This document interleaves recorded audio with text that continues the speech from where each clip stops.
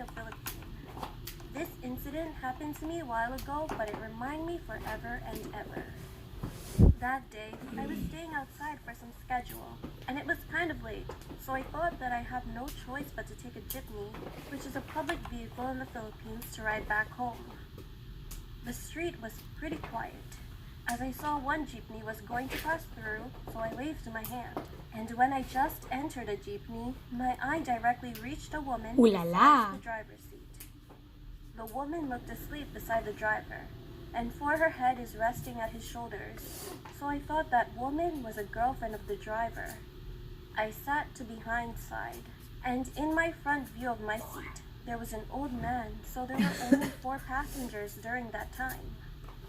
The inside of jeepney was quiet. Nobody was talking, and I didn't any pay attention to others. And that was the most worst things happened when the jeepney have traveled for a few meters more. Then the old man who was in front of me suddenly asked the driver to stop the vehicle and dragged me outside. Jesus. At the first time, I didn't recognize what was going on. Then I was just scared of his sudden behavior, so I shouted, "Stop it!" He had no replies for a few seconds. Then he replied, "Shh, trust me." Still confused, but I quickly followed what he said because I'm very nervous that time and don't know what should I do. My mind was almost blew up. I kept thinking, what if he was going to steal something off, kill me? What should I do? When we already have left the jeepney, he stared me and finally told me with calm voice that the girl who was beside the driver's seat was already dead. I could not believe what was he saying. Then he said again, I saw with my own eyes.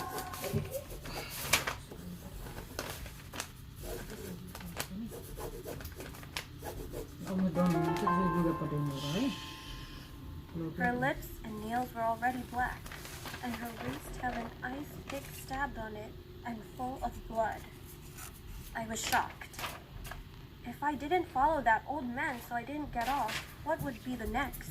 The old man left behind me and said again, "You should be careful next time." After that day, when I get on jeepney, I always pay attention abnormally.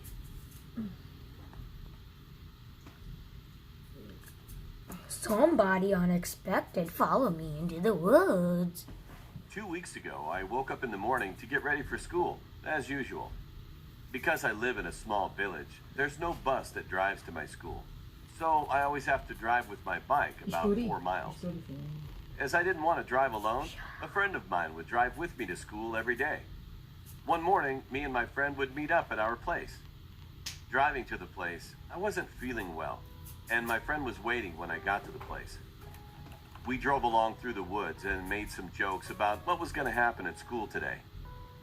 As we were driving, I heard some sticks cracking, and I thought nothing about it.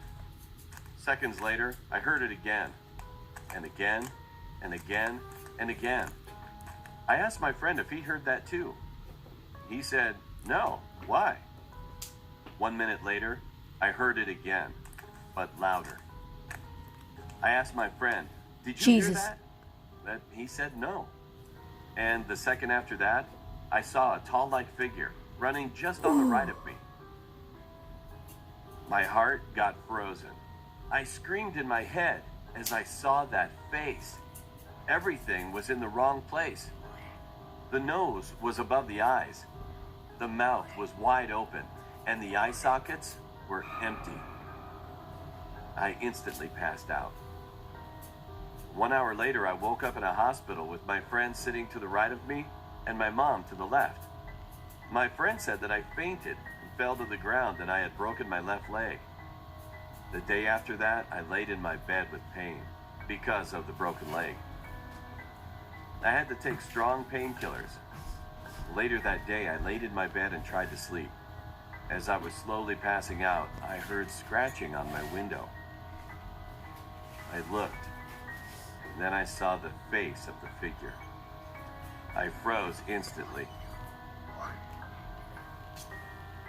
The figure was just scratching with its long He used to cut his fingers on the nails. window and smiled with a wide mouth. I blacked out again. I woke up in the morning with pain in my leg. I rolled to my left and took my painkillers. After that night, I never saw or heard anything of that figure again. I told my friend everything, and surprisingly, he said that he saw something like that in one of his dreams. I still don't know what that figure was. Your and why my friend's the friend had a dream about murderer. that thing.